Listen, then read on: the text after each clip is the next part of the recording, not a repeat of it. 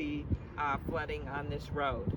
And the difference between 1965 and now, or even decades after that and now, is that the city of Winona is ready, and there is a 46% chance here of major flooding. That's actually a little better situation than, say, where we were this morning in Stillwater that had an 89% chance of major flooding, but still 46% is nothing you want to mess around with.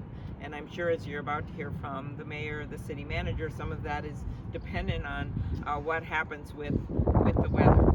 And what you've got here is a long-standing flood management project of a wall that was actually originally built with some federal funds, I'd like to say, from the Army Corps, and then built and developed as well by the city with city funding. And you see a structure that hardly looks like an ugly flood wall that you sometimes see in other places. This looks like it's part of the overlook, part of the infrastructure here, and it makes a big difference.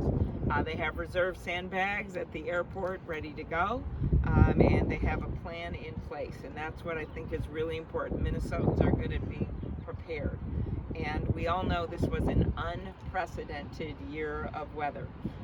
This was a winter like we haven't seen in decades, and every time you hear that word, winter of the century or storm of the century, Mother Nature says, hold my beer.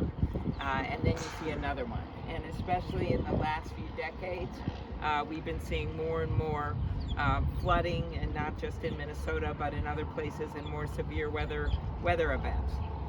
And so we have to be resilient, and we have to plan ahead.